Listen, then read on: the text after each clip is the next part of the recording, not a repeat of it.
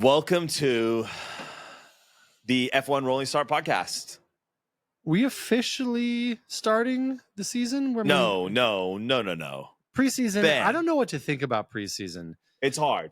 You know, I slammed the recap videos because I'm like, who has time for, what is it, 24 hours of testing over 3 days? 4 hours a day, 2 times a day. Sure. 3 days a week. I'll So it's like call out of work. 8, 16, 20. Yeah, I think it's 24 hours of testing. 24 hours. I will abandon all my responsibilities to my family, call out of work, and just watch people drive around for 24 hours. The moment you and I watch the entirety of preseason testing, you know that this has become our full-time job. Yes. And we're making money doing this. Yes, because I have, there's no way. There's no way. I've always had this interesting relationship with preseason testing because I want to get excited and be like, yes. And then last year I actually sat down and started watching it and I was like, I can't do this. No, it's like aero rigs and FlowViz and awkward interviews with drivers was a big thing last year. Big thing. A big thing this year. McLaren literally saturated the entirety of their car and then created a human wall around it so that no one could see it. And I'm like, we do realize that there's like 4K cameras following this entire car around the track. But anyway, I digress. What did you think overall coming into the most anticipated season? Being 2025, the last year of these regulations. Who are our winners? Who are our losers? Yeah, that's a great question.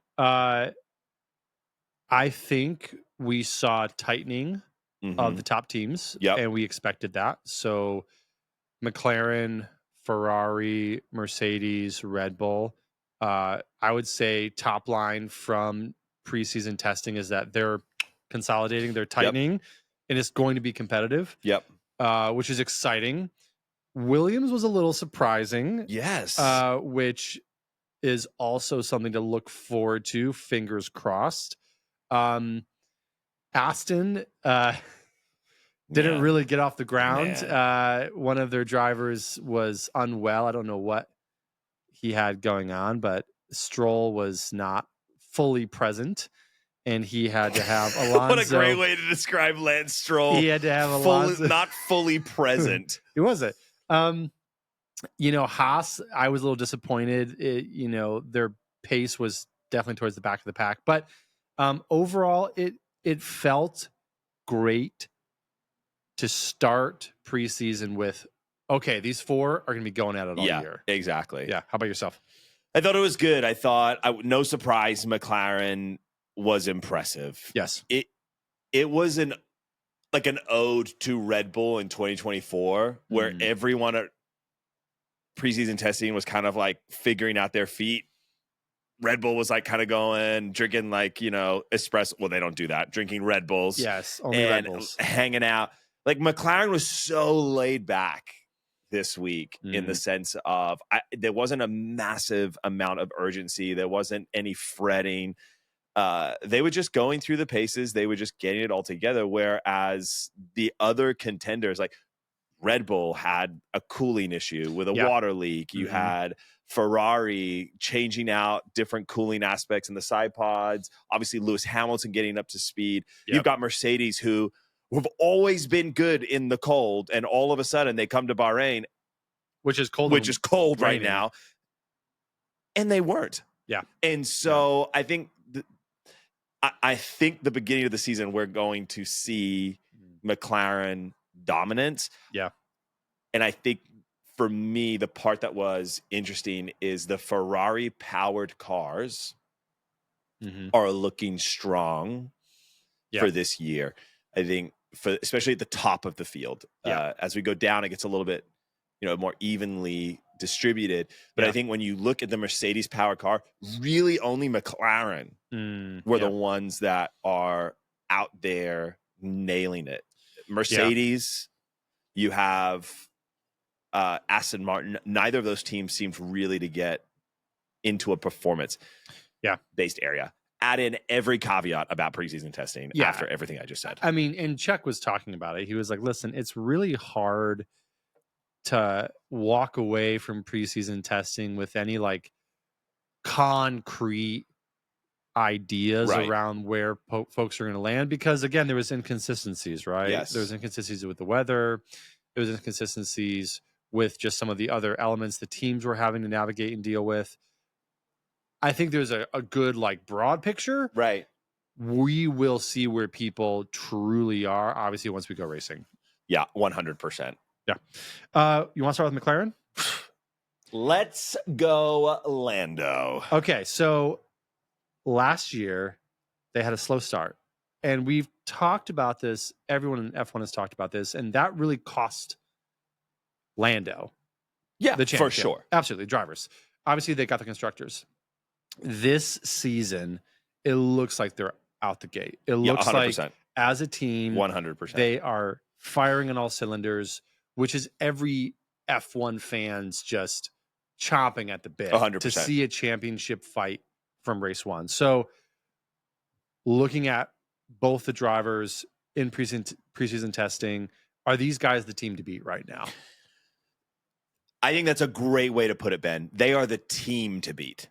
I think they 100% are the team to beat. Yeah. McLaren is the team to beat in 2025. Obviously, that's an obvious fact because they're the reigning world champions.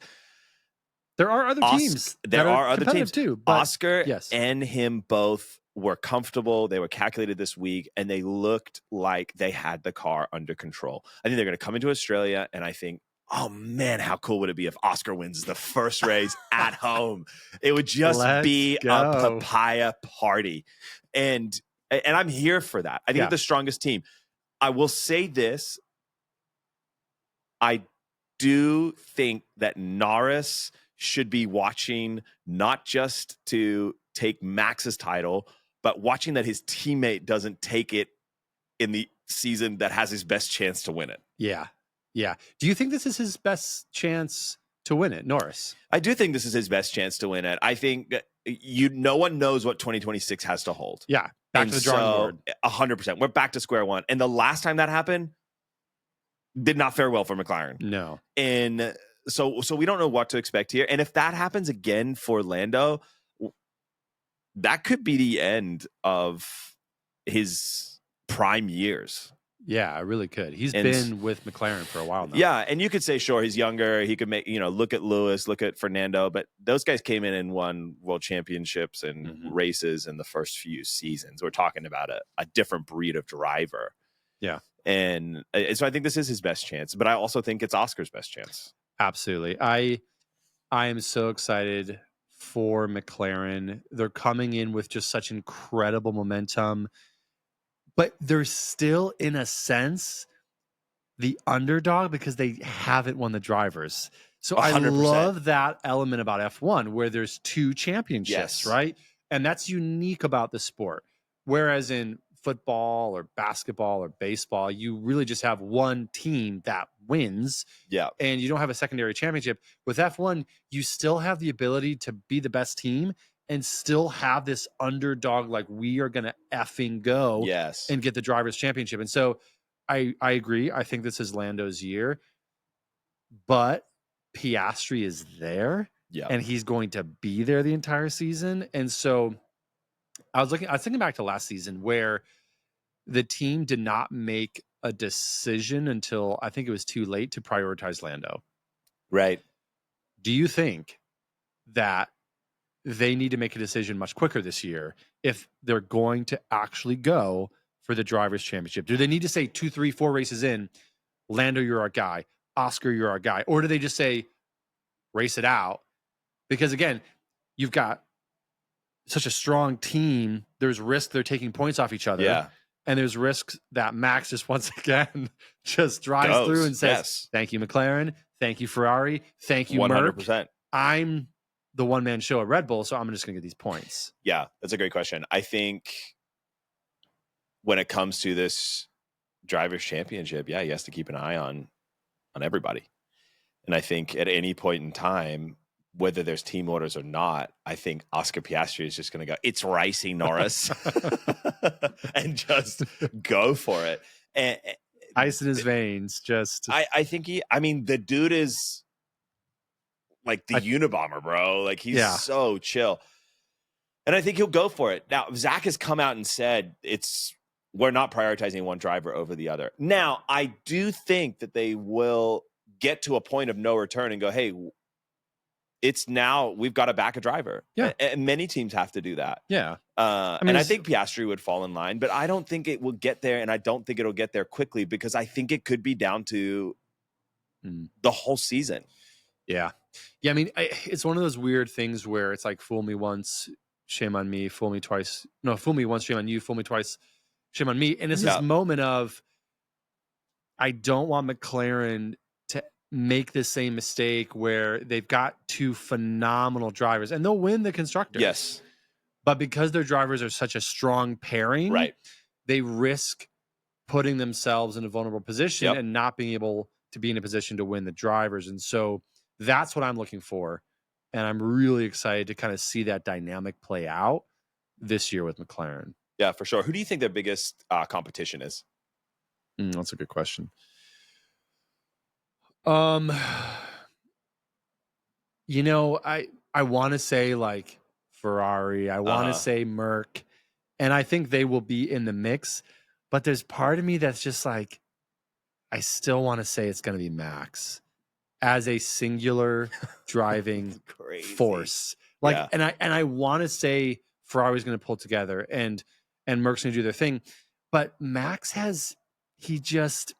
if he has something with 4 wheels and a steering wheel, he finds a way, and he's found a way in every environment with the crappy cars and with cars that are working well to be dominant.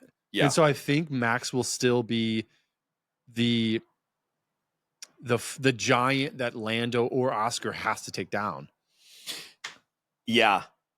I agree. I do not disagree. When it comes to McLaren, I think the biggest rival for them is not a team. It's Max Verstappen. It is. And I do not believe that either Max Verstappen, Lando Norris, or Oscar Piastri will win the Drivers' Championship this year.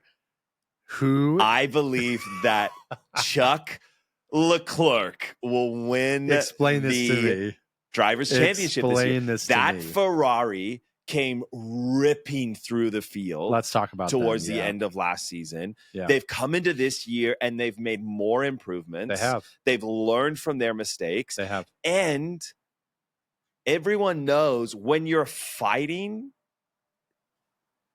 you could take advantage when you're watching the fight versus when you're in the fight. Yeah. And I still think Lando and Max, when it comes to racing on track, is going to be a disaster. 100%. Yeah. I mean, it's going to be. And Chuck is going to be mopping up the points, dude. He's going to be there with a flippin' Swiffer, and he's going to be taking points. He's like, I don't care if we don't have fastest lap points anymore. I am going to win this championship.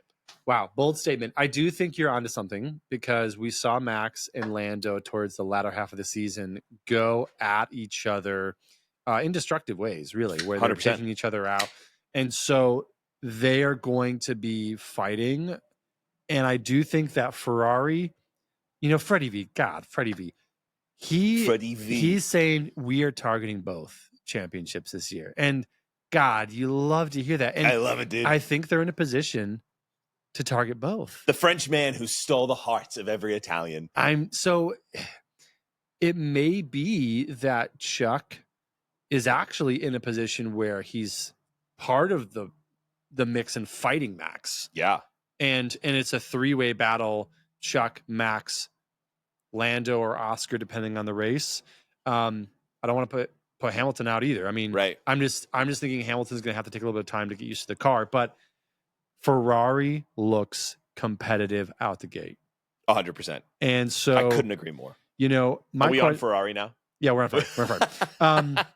My question to you is, how long does it take Hamilton to catch up to Chuck this season, to pace him and to start racing him?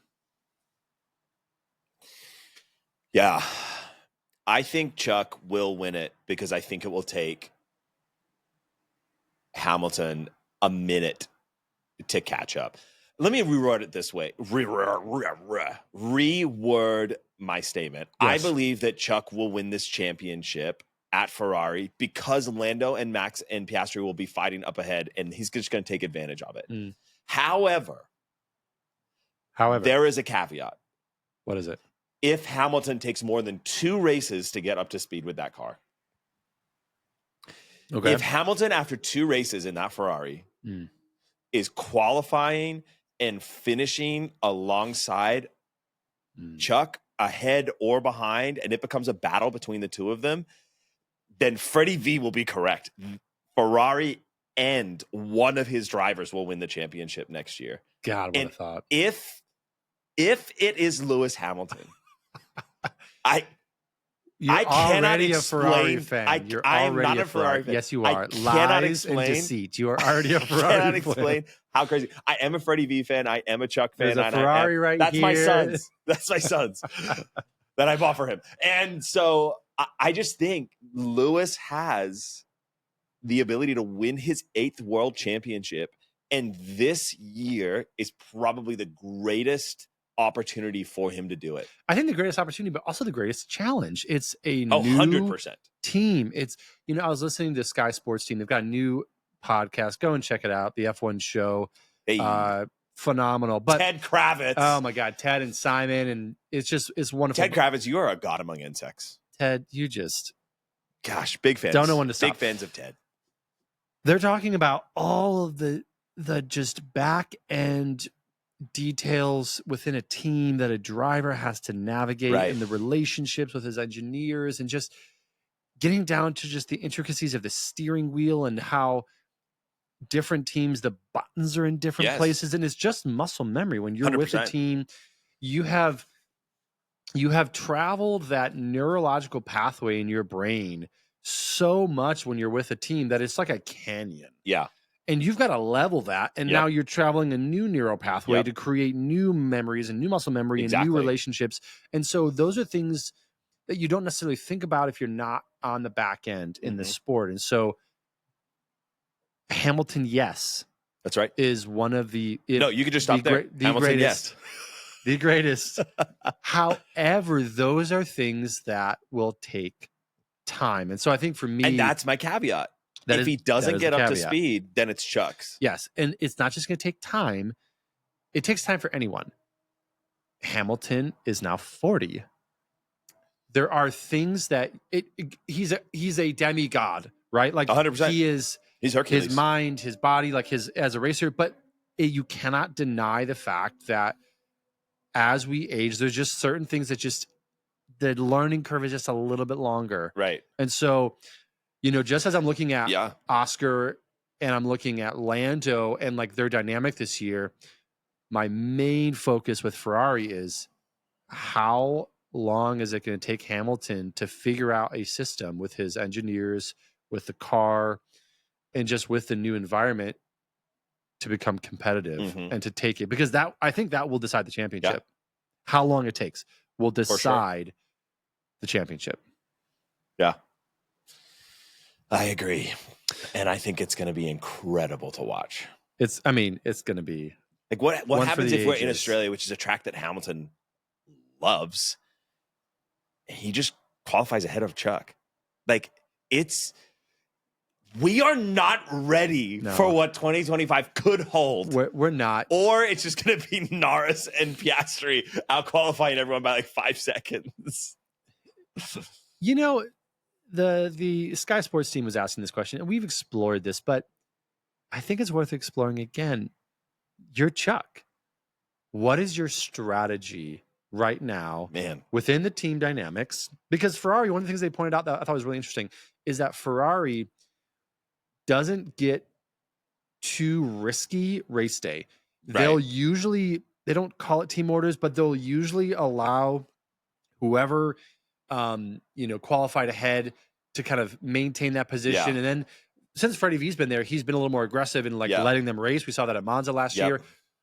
But Chuck is known to be the king of qualifying. So if he's qualifying ahead of Hamilton initially, what is his way to win right now? Like, what is he thinking as he's like, I've got Hamilton now as my teammate. How do I get the edge on Hamilton? How does one even think such a question? How do you think? How do I get the edge on that? I think he knows that he has the edge. I don't think he's thinking, how do I get the edge on Lewis Hamilton? I think he would be asking himself, how do I keep an edge on Lewis Hamilton? How do I maintain not my baseline efficiency, because I've been with Ferrari for so many years. 7 years. But because I'm also developing the car in the 2025 season at a greater pace. Like we see with Max and any one of his previous teammates. I'm dialing that car in. And so the faster I dial that car in, which benefits that he knows the team, he's aligned with the engineers, they know him, they know his likes. Yeah. The hard part is that his driving style and Lewis's, admittedly by both of them, are extremely similar. So whereas, Sergio Perez and Max, polar opposites. Absolutely. And gave Max the advantage. It gave Max the advantage. So it just is, how long can Chuck stay ahead of Hammy? Yeah. And I think he has to convert his pole positions or his qualifying into race wins. He has to have a better conversion rate. He's one of those drivers who has a lopsided conversion rate with how good he is on a Saturday, and then him actually sustaining and converting that into a win. Couldn't agree more. And I think with Hamilton as your teammate, there's no room for error. No. There was never room for margin. There was never room for error.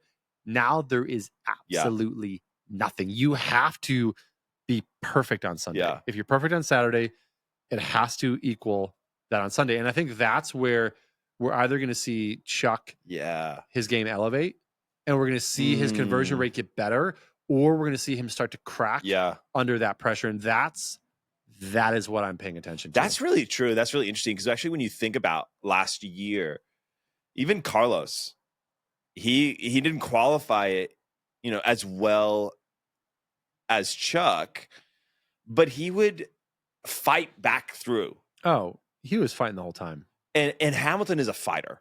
Oh my God. And so he is. He may also be 40, and sure, there's things that are harder to learn when we get older, but racecraft is one of those things that we've seen with someone like Alonso, where you don't lose that. Yeah. You don't lose that kind of smart driving. If anything, it matures over time, and there's a depth to you as a racer that these rookies just can't touch. Yeah.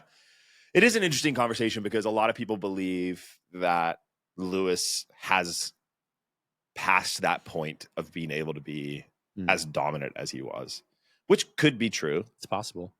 The other side of it, the beast could be woken up at Ferrari. Yeah.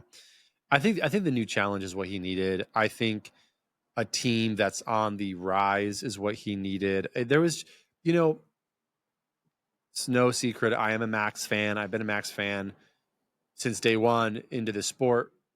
But seeing Lewis really in just the doldrums those last couple of years 100% has been painful for the sport. 100%. And it's just hard to maintain any type of momentum. When he won Silverstone last year, my God, what a race. But it didn't mean that Mercedes was back necessarily. They were more competitive. Right. But it wasn't like they turned a corner and now we're dominant again. It was like, we won a race or two. But him at Ferrari now, I think it's this true turning of the corner. It's a true momentum shift. Yes. And I think he is hungry. Yeah. But also he's optimistic. 100%. And we haven't seen him optimistic at Mercedes the last several years. And F1 is a mental sport. Oh, absolutely. It's 100% a mental sport. Absolutely. And I think you're right. I think we're going to see something really special. And to be honest, he made the right decision for himself. Yes. And I know. And his bank account, but yes. Yes. The classic Alex Albon quote from the Drive to Survive preview, which is going to be awesome. 6 days, 5 days. Oh my gosh. But the reality is that Lewis Hamilton made the right decision, because when you look at Mercedes testing. Let's go to Mercedes. They're right about where they were last year. There's no big leap. And so if he had experienced that again, I don't think he would have stuck around. No. And so... like stuck around in the sport, you think he would just be like, I'm retiring, I'm done? I think he might have gone another season like that, no matter how many world championships you have. I don't know if Ferrari would have taken him. Yeah. Because at what point does your prowess as a driver begin to get diminished when you have attached yourself to a team? Exactly. Now, when the horse is dead, dismount. Yeah, I mean, like, and with Alonso, I think it's a little different because Alonso just brings this energy. Yes. Even though he hasn't won in a long time, he still brings such incredible racecraft. Yep. But you do have to ask yourself, at what point do teams start saying, I think you're past the point of you actually being competitive and actually competing. So Mercedes, though, let's go there. Are we optimistic? Is this another false start? Is this them kind of maintaining where they were at? I will say Russ had the fastest time on day 3. There's a million factors that go into that. I think it's a tiny grain of salt that you have to take with that. But Kimi had some solid results. Day 2, he's the 5th fastest. It felt like their testing program this time out was pretty solid. Do we feel like they're solidly in that top 4? Where would you rate them 1 to 4? If it's Red Bull, McLaren, Ferrari, Merc, where do you feel like they're at? Yeah, it's testing? A great question. If I were to rate Mercedes on a scale, I would say they're number 4. Yeah, I would as well. And the reason I say that is because coming out of this testing, one of the press conferences, Toto Wolff, team principal, was saying, it's cold and we're not good. And that's the only time when we were good last year. And we're right about where everyone else is. Yeah. And so one of 2 things, either we're not good or we've balanced the car out more so it's not on a knife's edge and we're right where we need to be. Yeah. And so it's a big if. It's a big if. And based off of their last few years, as a Mercedes fan, I have lost trust. Still a Mercedes fan. You're what? Saying you're still a Mercedes fan. Okay. And I don't believe I've lost trust in where they're going. Yeah. And so I wait to see it. Yeah. I wait to see it. In my mind, they're rebuilding. They still have Russ. They brought Kimi in. I'm just happy to be here, Susan. I have the expectation of Mercedes is rebuilding, and they are probably going to, be, 7th and 8th on a good weekend, maybe. 7th and 8th? Well, maybe if they're the 4th best team. If they're the 4th best team, right? You got McLaren, do think they're the 4th best team. I do think. Wow, yeah. I think they'll be 6 or 7. So it's like you're 5th or below. But so now we may see flashes of brilliance. We may see Russ do a one-stopper and just ride those tires for freaking 50 laps and just say, I'm just going to take them all the way. I mean, we may see that. We may see Kimi pull in a great result. That's absolutely possible. He has the talent for that. Yep. I'm not really expecting that right now. I have if you win a couple races, 3-4 races, like that's a success. That's a great season. I don't know if Kimi Antonelli. Well, great as a team. Oh, okay. I was like, bro, that's a pretty large expectation. As a team, if they walk away with 3-4 wins this season, I'm like, okay. Yeah. I expected about that. Yeah. Okay. Let me ask you this question. Yeah, sure. As a Mercedes fan, yes. Mercedes-Benz. Yes. Their lead driver for this season is George Russell. Yes. Do you feel like George Russell has been dealt a tough hand as a Formula One driver? He has been dealt a hand that is different than his colleagues. He was at Williams for a long time. Yep. When they were truly trash, just lost, garbage, and should have just bowed out and said, it's been nice. We had a good run. Yeah. That was when he just wanted to like literally quit before the end of every race. 2-3 laps back. And it was just like, it was awful. Let me pull this car in and just go hide from the press. So I think he was at Williams for a while.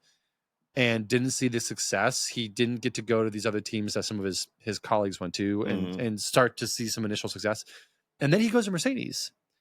For his big break. Also lost in the wind. And they're like... No, he doesn't. He goes to Mercedes expecting them to continue, which was their car dominated, and Max beat Lewis. And what did he get? 0 pods. Literally, he goes to Mercedes at the worst point to go to Mercedes. Now, if it's a stock buy and like you're going in at like a low point, but that wasn't the case. Like he was going in being like, so true. He's going like, yes. Oh my God, I'm going. He bought Enron at the height of the, and then just, and so he's like going in, he's replacing Bottas. Yes. After it was that year that Hamilton lost when he's tied on points going in the final race with Max. And so he's thinking, oh, we're going to take it to Red Bull and we're going to and that wasn't what happened. And so I think he's had a tough go of it, and he's had some race wins, but realistically, Williams was rough when he was there. Mercedes was rough when he was there, and he's finally the lead driver. And the question that Russell has to be asking himself is like, are we finally arriving? Right. Am I finally on a team that can fight consistently? Yeah. Not a flash here or there, but am I finally on this juggernaut team I thought I was joining? So yeah, I think he's had kind of a rough go of it so far. Yeah. I couldn't agree more. Yeah. I think you're right. He came into Williams as a Mercedes driver and experienced one of the worst cars ever. It was it was terrible. They should have just taken it over the Atlantic at the last race and just literally dropped it all the way down to the bottom. That was the season where like he was crying in press conferences. Oh my God. Like it was emotional. Awful. And then he joins Mercedes and they tank. They absolutely tank. He then has expectations were so high that they were going to come back and win. And then he has a 7-time world champion as his teammate. And I like look at George Russell and I'm like, man, that Williams car sucked. Yeah. But right before he left, he was Mr. Saturday. Like he was putting that car where it had absolutely no right to be. Yeah. And then he comes to Mercedes and no one expected him to out-qualify Hamilton. No. And he didn't. Yeah. Until the last year where he beat Hamilton. Yeah. Both on points and in qualifying. But Hamilton was also in a very low place mentally. Just he was so beat. Sure. I have a question. I have a question for you as a Mercedes fan. Will Russell's career at Mercedes follow that of Hamilton or Bottas? Well, so this is a great question. I think so. Because my thought is Max Verstappen, if Red Bull is trash this year, has a choice of teams to go to. I think he has 2 choices. George Russell is out of contract. So what happens to George Russell, who came from Williams to go to a crap Mercedes? Kimi Antonelli is their future. Yeah, that's very clear. And then Max comes in. Where does Russell go? What if Russell gets the boot going into 2026 and they bring Max Verstappen in? Because Max is like, dude, Ford, Red Bull Racing, and no Adrian Newey, and designed by committee, like it's moving the way of Alpine. Like it's kind of terrifying when you look at the future of Red Bull. It's a massive gamble, and he is already done with the drama over there. And say what you want about Mercedes, there's no drama. Yeah, I mean, very, very little. There's little. That is a kind of terrifying prospect for Russell, if I have to be honest, because Russell has been dealt such a crap hand.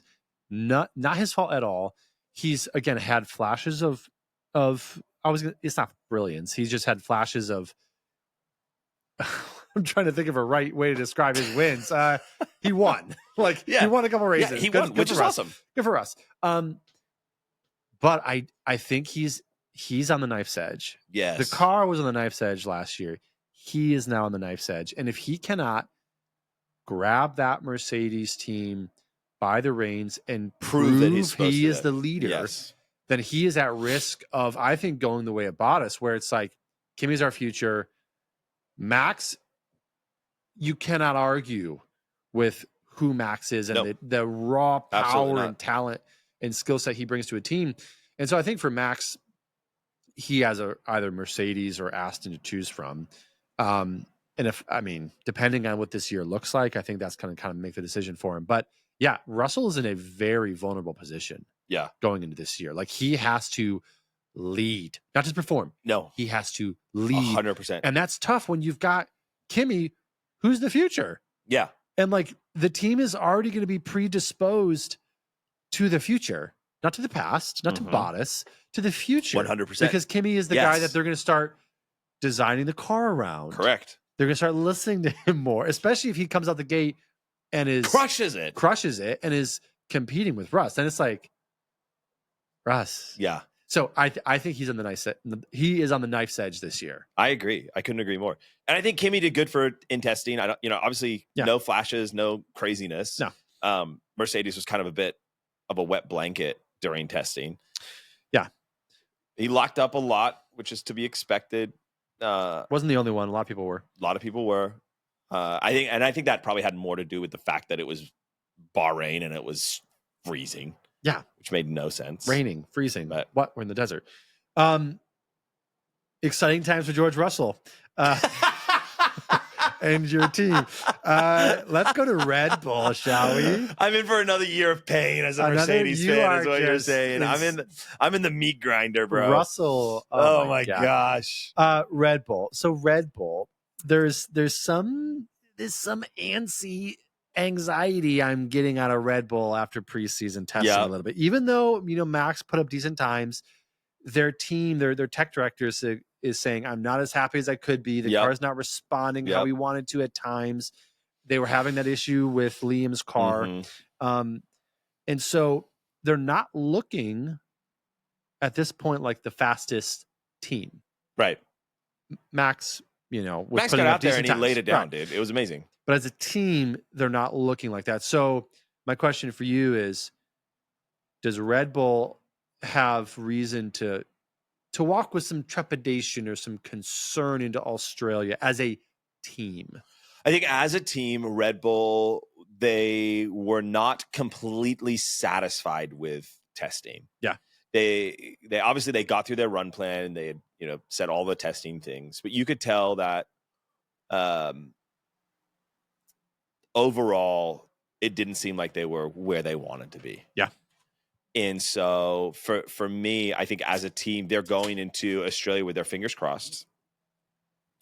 And I think, if I'm Christian Horner, I'm sitting there going, I know Max is going to get the most out of this.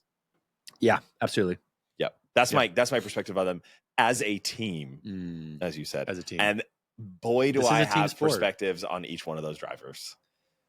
Talk to us about Liam. Where do you think Liam is at right now, mentally, within the team structure? I think Liam's getting up to speed. Yeah. I think Liam he didn't have a terrible testing. No, not at all. Had some decent times. Being on the Red Bull team has little to do with testing. And has everything to do with how you score. Absolutely. And how well Max does with that car is going to dictate the kind of season that Liam has. Because if he is not within 1 to 2 positions of him on a race weekend, then why is he in that seat? Absolutely. They had a choice. I still think they made the wrong one with Liam. They should have fought tooth and nail to get Carlos into that seat. I have no idea why they didn't. Really should have. We'll come to him later, but yeah, absolutely. And so I think for Liam, it's like the pressure's on, dude. Oh, absolutely. And as much as they always say the pressure's not on, it's on. If he is not within tenths of Max or finishing within very close points, we're going to be looking at another Perez-Max chasm. Yeah. And I don't know how much longer Red Bull can deal with that. That's why they lost the Constructors' Championship. That's why they didn't place second last year. Yeah. That's why they didn't place third. Yeah. I mean, this is a team sport. There are 2 championships, and the one that you happen to get money for is the team championship. That's where the money's at, right? You don't get money for the driver's championship. It's for the team championship. And so as a team, it is in your best interest to beat down these other teams 100%. And to win. And so financially and also when you're looking into the future, that's what has to happen. And so Red Bull, to me, you know, we talk about Russ being on a knife's edge. I think Red Bull as a team is on a knife's edge. Interesting. Talk to me. They have a unbalanced team. They know that. Mm-hmm. And they're looking at McLaren. They're looking at Ferrari. Correct. They're looking at Mercedes. Correct. And they're saying, okay, Ferrari and McLaren, God, they've got a balanced team. Correct. And they've got fast cars. Correct. Mercedes is even kind of, you know, we just talked about Russ being on knife's edge, but as a team, they're going to be competitive. Correct. And they've got Kimi. Kimi's got talent. Red Bull, they're rolling the dice with Liam. They really are. Man, they brought him through their program. He's still technically a rookie. Yep. He didn't go out and dominate last year, but they still chose him. Again, like you said, they should have chose Sainz. They didn't. Not only that, this is their last year before the reg shift, and they go with an entirely new engine supplier in Ford. That's insane. So, and there's still, you know, the fact that Adrian Newey is gone, and they're really going to feel that next year. Correct. When the new regs are here. And so I think as a team, there is we have to step and be perfect. We have to, as a team, perform perfectly, because if we keep falling down the rung here, we are shooting ourselves in the foot when we are setting ourselves up for the next cycle of regs, and we're missing the best designer in frickin' F1 history, and we don't know if Max is going to leave. Correct. If Max leaves, where are they? They are nowhere. If they're Max Alpine, leaves. They are literally Alpine if Max leaves, and Max may very well have every reason to leave at the end of the season. 100%. And so, as a team, I mean, Christian has got to steer the ship real smooth this year, and I think there is a lot of pressure on the plural, the collective at Red Bull this year. I really like pressure on Horner, pressure on Max, pressure on Liam, pressure on the whole team. Yeah. And I think there's an opportunity that if they don't maintain their place in the constructors, maybe they bump even lower. Yep. So yeah, this year I'm interested in how they handle pressure. How the whole team handles pressure, not just Liam, not just Max, but the entire team. And we saw last year. Yeah. What does it feel like to be a Red Bull fan right now? It's a great question. It was a bit funky, right? But you know, I've got practice. I've got so much practice being a fan of teams that suck, and being a fan of teams that are just incompetent in every possible Cleveland boys way. know how to deal with this kind of performance. We are drawn to teams that struggle but yet find success because we understand just how teams can be such incompetent. The Browns experience the Not success the Browns, part? the Cavs. Okay, the Cavs. Yeah. The you know, Cleveland Guardians, they were, you know, they had a great run last year. They won the World Series a couple years ago. So like, but we are a sucker for teams that have internal turmoil. Yes. And so I'm used to this. I'm well practiced with being a team that is falling apart, but has someone that offers promise. Yeah. And when you lose that someone, it'll be like when the Cavs lost LeBron. Oh, absolutely. When Max leaves Red Bull, I don't think I will be as loyal to Red Bull as you are to Mercedes. Really? You'll be a Mercedes fan with me if Max goes there? No. Hell no. I think I will be a Max fan wherever he goes. But and you'll pick McLaren. You go to Ferrari. I will struggle. The Italian and you will go to red. Dude, I am Italian, so there's like this. I'm going to Italy in a couple months too. I know. Oh, you got to go to Maranello. You have to go. You have to take the boys to the factory. I know. We have to. We can talk about this after, but you have to. Well, we'll do a sidebar. But anyway, Max has been one of those guys that I have been drawn to since day one when they were fighting and being dominated by Mercedes.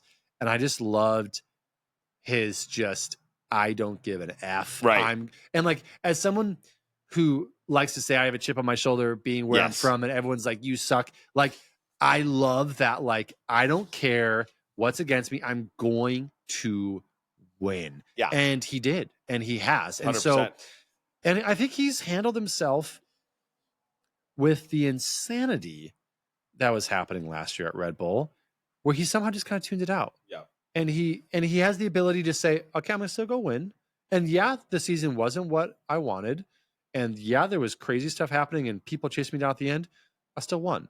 And so, like, I have such respect for that. And yeah, like, you know, Max didn't come off kind of the way he has, but like, I just have utter respect for how he shows up. He's like, I'm here to race. Yes. I'm not here for the rest of this crap. I'm here to race. Yes. And there's a pure driver in Max. Yeah. And I just am such a fan of that, you know? Yeah. And he could join a very elite club of people who have won 5 world championships in a row. I mean, yeah, he already is in an elite club. And he will continue to be in an elite club if he can win this year. Yeah. But I think, yeah, I mean, just as I'm paying attention with these other dynamics at McLaren or Ferrari or Merc, I'm paying attention to the entirety of Red Bull. And also, like, his dad just, I'm like, Max, do you like tell your dad what to say because you don't want to say it? Or are you like, Dad, come on, like, stop. Like, you're not a racer anymore in F1. Like, get off of it. Like, I don't know. I think he goes into press conferences and then they go, hey, your father was internally. He's like this. I know. It's like, bro, Dad again. But I don't think he cares. And that's the part about Max I think Americans love. Like, he's the equivalent of like The Rock as a WWE wrestler. Yeah, like, he just is like, he just comes in, says brash things, like does what he wants, hits people with chairs, like slams him, does a suplex, and walks out. Yeah, he just has I'm here to do my thing. Yeah. I'm going to beat you. And you have to come and take this from me. Yeah. And again, like, last season was a tough season. He raced elbows out. Yep. He got called out for it. Yep. He got penalties for it. And yet I'm like, God, I love that style of racing. 100%. I'm so tired of this nitpicking FIA. Yes. Drowning in freaking paperwork. Let these guys go race. 100%. And so Max is the guy who's like, I'm a freaking billionaire. I don't care if you're going to freaking penalize me. Like, I'm going to go race my way. I'm going to make you beat me racing my way. And there's something just badass about that, you know? And like, and so, Max, he's going to have a lot to navigate this year, and I'm interested 100%. to see him do it, but I think it's all roads still have to go through Max, I think 100% until it's proven otherwise. Yeah. He's the gatekeeper of the championship. Yep. And the gatekeeper of Red Bull for sure. He is. I think, since you what a great lesson that was. Thank you, Benjamin. Since you pressed on something that I wanted to talk about tonight, let's talk FIA for a moment. Let's talk FIA. Okay, we have there's a few, but let's talk about two big changes. Number one, no longer can a driver within the top 10 gain an extra point for the fastest lap. That is no longer a part of the championship. This is coming off the heels of last year. One of the points got taken away from Lando because a sister team of a certain team. I have no idea who you're talking about. Danny Ricciardo driving for Toro Rosso, AlphaTauri, Visa Cash App Racing Bulls decided to pit and get a fastest lap outside of the top 10, which means that he stole that point from Norris. Yes. So they took that away. Strategic. Do you strategic for another team? Interesting. So do you think that it's a good idea that the fastest lap is taken away? I don't, and here's why. I feel that this season, probably more than others, is going to come down to margins. The finest of margins. And every point is going to matter because we have 4 teams chomping. Yeah. And we have other teams who can haul points. Right. Who will be there scraping any points that the top 4 teams don't get. And if anyone slips off that razor edge margin, you have a couple of the teams that are there to pick up the slack. Gobble so it up is those going points. to come down to points. Yes. And so the thing about the fastest point that I love is it adds risk. It adds jeopardy, strategy. It adds jeopardy. And in a season like this, why are we taking away jeopardy? Right. Why are you lowering the stakes? Yes. Why the heck would you do that? Like, we want jeopardy. We want strategy. Right. We want it to come down to a point, and we want it to be like, okay, it literally is coming down to, are we going to pit to get the fastest point? It's that close. Right. And I feel like this is the season that's going to be that close. When the regs shift next year, it may not be that close. Yes. We may see a team run away with it like we did with Red Bull a couple of years ago. And I agree. So why are you removing jeopardy? And I think what's cool about it is that, like, this season, what you're going to see is probably the top 4 teams are going to be at least a pit stop away in some of these races. Oh, absolutely. And then so you've got maybe a Williams, maybe a Haas, maybe an Alpine, maybe a Sauber, maybe what one? An Aston, hopefully. Hopefully. In there going, man, I could stop and get an extra point. Mm-hmm. Yeah. And that could throw the race.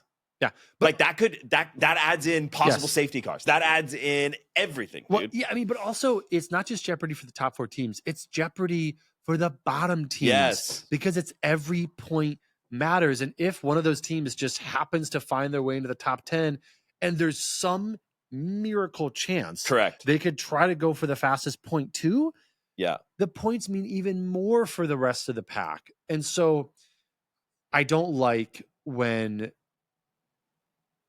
the umps, the refs, the FIA, when they take jeopardy out of the scenario. And I feel like for every single team, they're just removing something that is a great strategic part of these races. Yeah.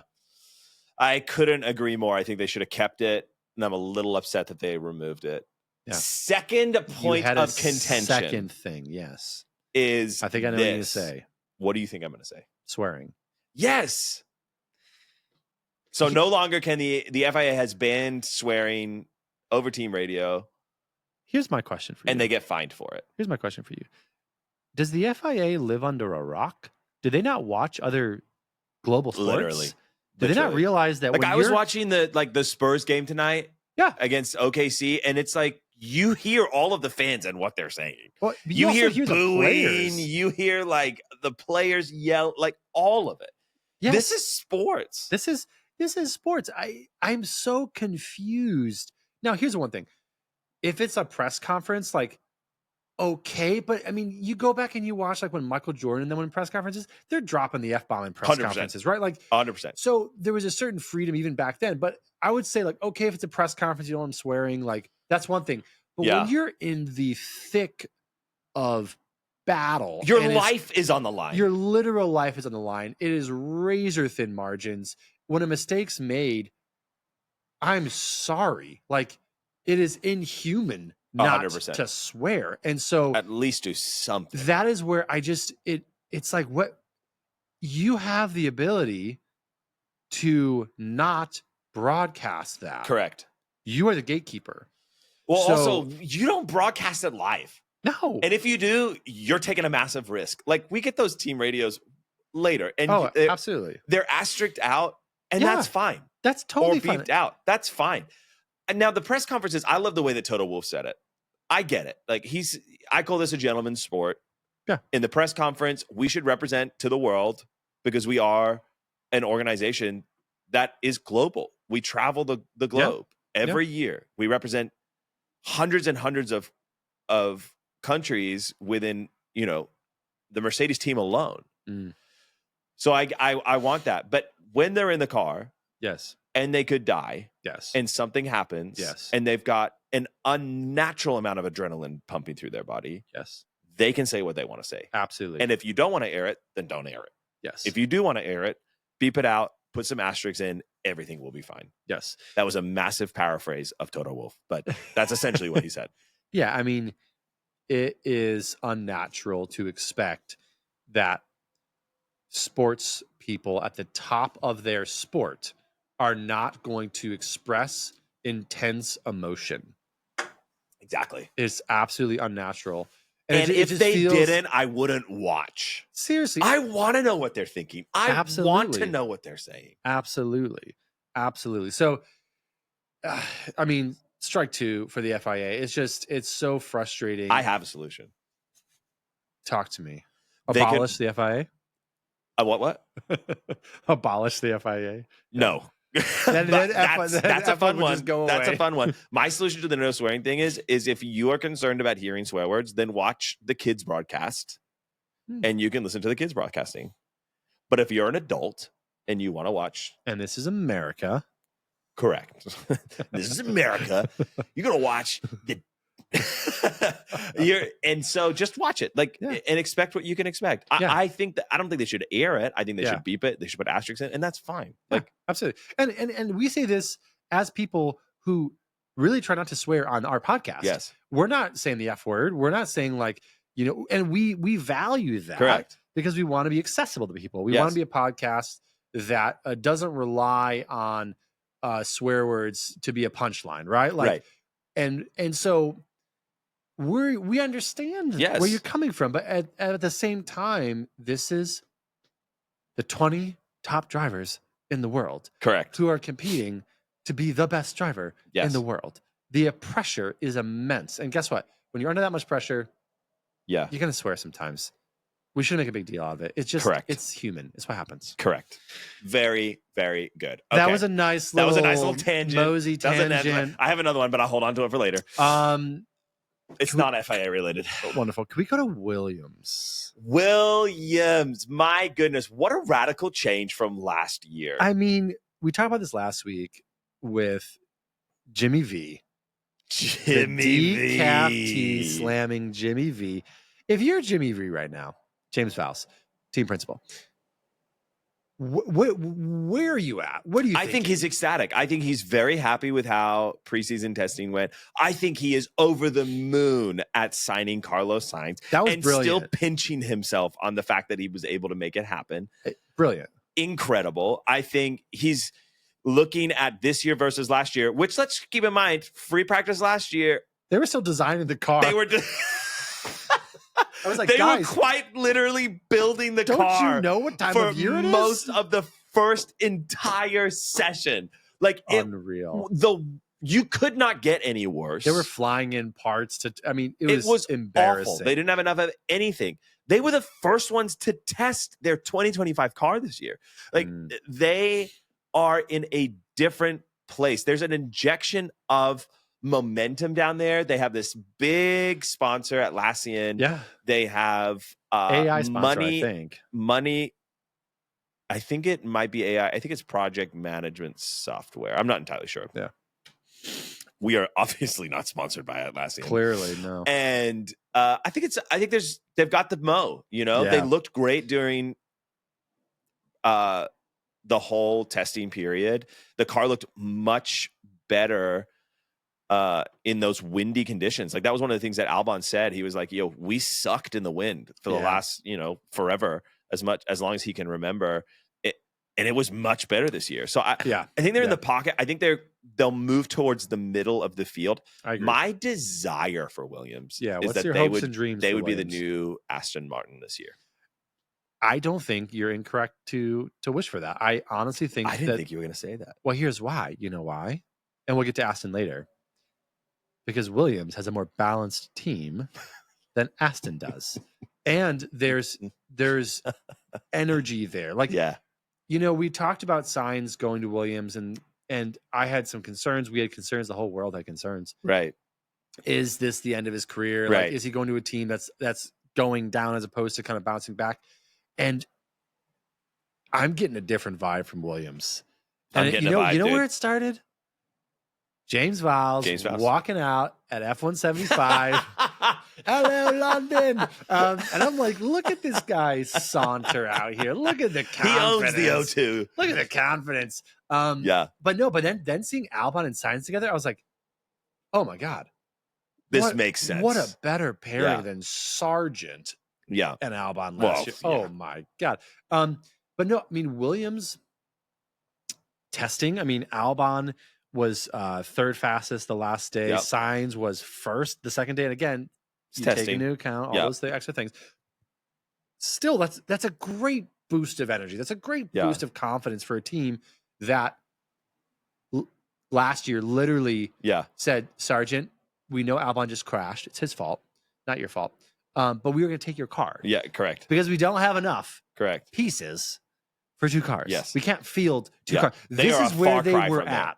This is where they were at. And to see that shift, this is why, God, you love F1. This is why you got to love F1 is you can see these teams go from just the absolute depths of despair. And in a season, new sponsor, new driver, they get rid of, the old, and they're turning it around. Exactly. So again, we're gonna see what that actually looks like. If they are going to be competitive, I think it's pure math, right? Like they're not gonna be Red Bull, they're not gonna be Ferrari, they're not gonna be McLaren, they're not gonna be Merc. Right. They're gonna fight with Aston. Yes. And they're probably going to fight with Haas and Alpine. Mm-hmm. So and Carlos said that. Carlos said, I don't expect podiums this season, but I do expect to finish 5th. And I went, bold. That's bold. Bold. Kind of depressing because you came from Ferrari last year and you literally won a race. And then the year before that, you won the only race other than Max. Mm-hmm. And so that's kind of crazy. Yeah. But that's bold. But if they jump up to 5th, that's going to be insane. And to go into the 2026 regs with 5th, and for James Vowles to take that team from where it was to 5th place will be nuts. I mean, it's all about momentum. It's all about riding momentum. And it's all about, I think this is where team principals, they're so key, is identifying what is going to bring them momentum, genuine change. And I think James Vowles said, this guy signs. I need that driver. I need him. I need to infuse the team with momentum. 100%. And confidence and momentum begets confidence and momentum, right? And it begets new sponsorship, new money, all that kind of stuff. That's right. So I agree. God, I'm optimistic for Williams. I would say optimistic. I'm jazzed. I'm probably excited about them as much as maybe when teams. Max leaves Red Bull, you become a Williams fan. We're not there yet because I don't like their livery. It's too much of the office. It's like, James, I know. Come on. Their livery is a 1990s their livery office in chair. A word is decaf. That's just their livery in a word. Literally. Gosh. But God, I think Carlos is going to make Williams great again. Carlos and Jimmy V and Albon. Carlos and Jimmy V are going to make Williams great again. God, what a trilogy those three are. Williams great again. Mawaga. They're going to Mawaga. They're going to Mawaga. Okay. This is the last team I have notes for because the other teams I don't really care about. Haas. No, Aston. Yeah, wow. So I can start at Aston. There's something I like about Lance Stroll. I loved his helmet this week. I thought it was a really cool matte green to match the car with like these numbers on it. That's wonderful. Other than that, Aston's in a world of pain this season. Mm-hmm. Yeah. They have obviously not got Adrian Newey anywhere near this car. No, he's next year. Correct. They've got they switched out their team principal. He's now their CTO, Mike Crack. Yep. I heard about that. And so they're shifting things around. And they have Fernando, who's awesome and always will be. And then they have Lance, who doesn't really care. Yeah, well, it's helpful when you're a driver who doesn't have to worry about not showing up. Right. For preseason testing. Yeah. I'm a little confused. And again, I don't know the context. Who knows? He could have been really sick. I don't want to kick a driver when he's down. It's weird to me though. Like he showed up with like broken wrists. Yeah, exactly. That's what I was thinking. I was like, bro, he's broken wrists and this cold is taking you out.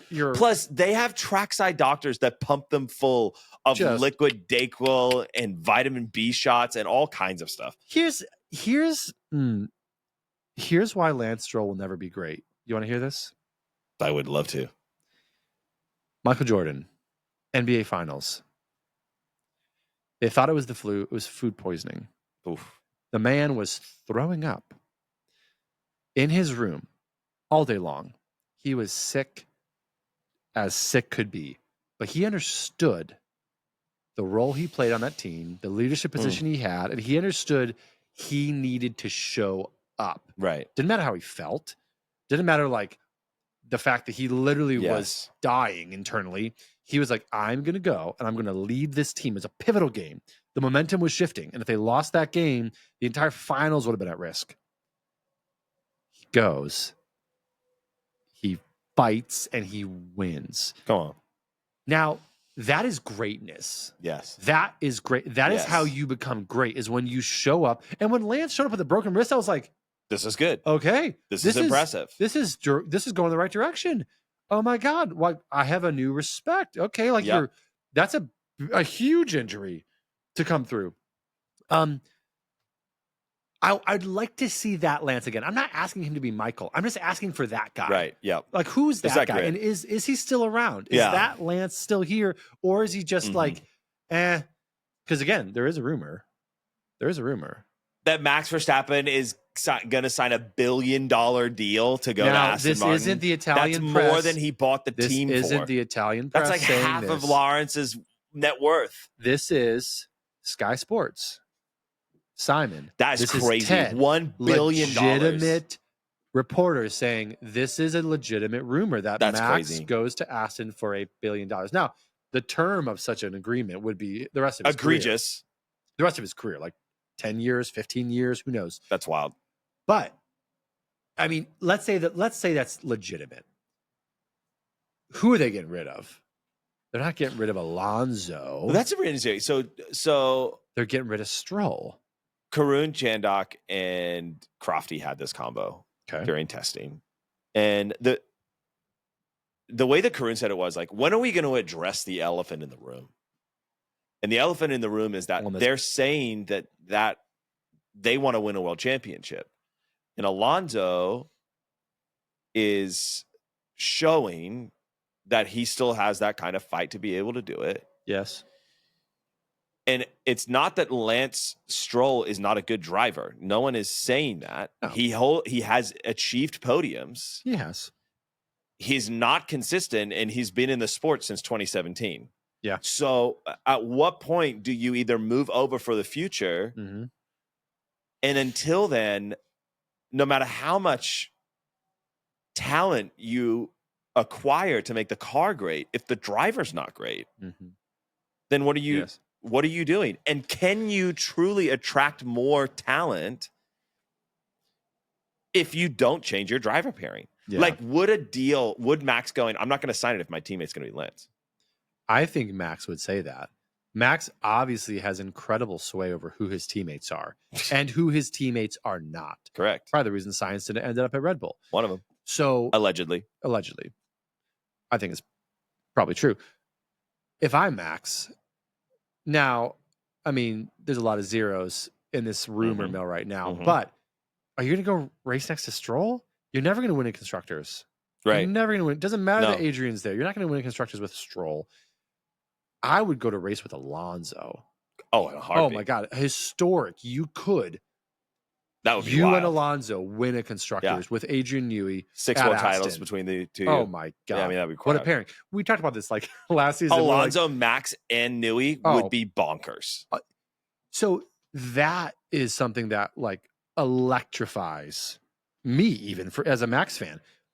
But if it was to be Max and Stroll, I'd be like, what are you? I would 100% be an Aston fan in a second. If it was Max and Stroll, I'd be like, what are you doing? Because again, who's in the car on the other side of the garage actually does matter. 100%. It really does. And when 100%. You see a Ferrari or a McLaren pairing, you're like, these guys are serious. Yep. They want to freaking win, and they've got two drivers who can take it. Stroll does not imbue that kind of prowess or confidence from anyone. So we're hard on him. But guess what? This is a cutthroat sport. And the fact that someone's getting it cush and they're getting it easy and they can show up and check out of preseason testing because they're not feeling well and then say, oh yeah, Alonso, you do more testing. What? Alonso can do it. He's the ageless wonder. He can do it. Yes. So like, this is your car. This is your time to go test. Go freaking test. Yes. I'm not looking for you to be Michael Jordan. I'm looking for you to be the guy who showed up with broken wrists and went out and raced and got a great result. But that guy, I don't know where that guy's at. I'm not really confident he's there anymore. Yeah, I don't think he is. And I think at some point the team is going to lose respect. They haven't already. I mean, I would be stunned. I think he's on his third race engineer in like the last 4 years. Like, I mean, that's like having a flat tire and changing the rim 3 times. Just doesn't make sense after a while.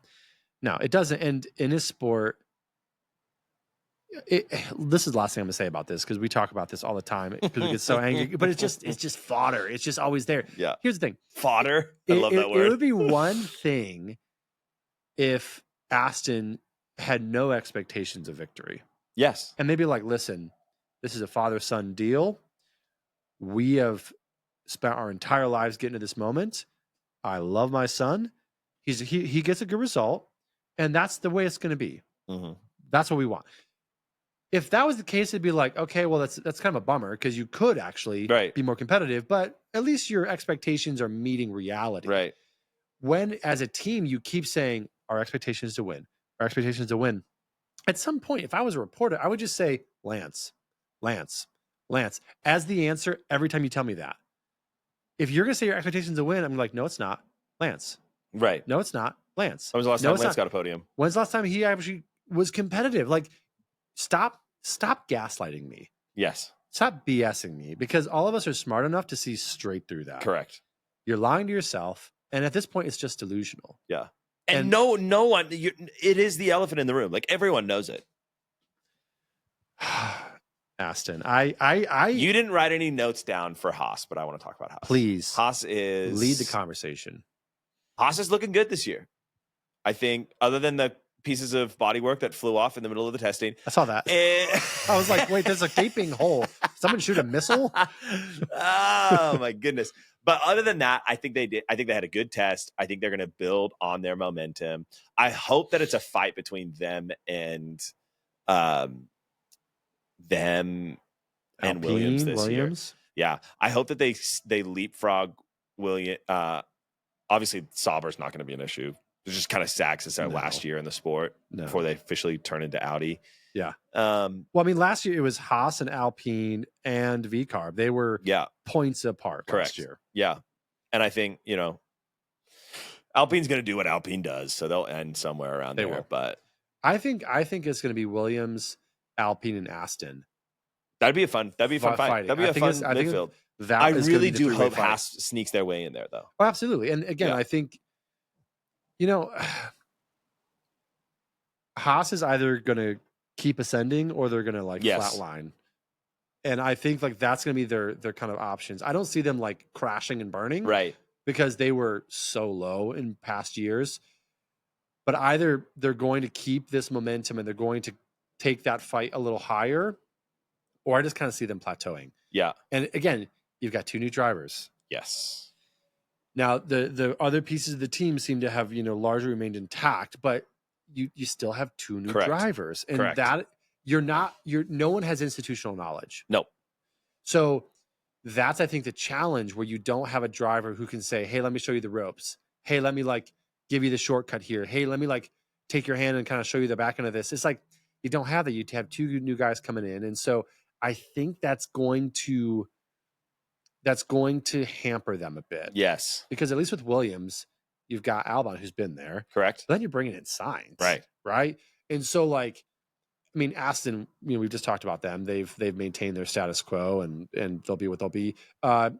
Alpine, you've got Gasly. Gasly's been there. Gasly's won.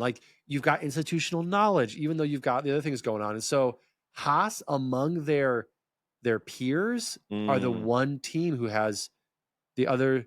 They're the one team that has the thing no one else does, which is 2 new drivers. So that's where I'm a little nervous this year. That's a good point. That's a good point. A lot to expect for the 2025 season of Formula One. Yeah. Not next week. 2 weeks from now. 2 weeks. We go to the Australian Grand Prix. Your people. In Melbourne, Australia. One of these days, you got to take me to Australia. We got to go to the race. I haven't been there since 2006. You don't want me to take you. I don't know anything about that. Well, I'll go to Australia. Let's just freaking go. But I might as well be going for the first time. Okay, so Australian Grand Prix, opening race of 2025 season. Yep. Who are your top 3 finishers? Go.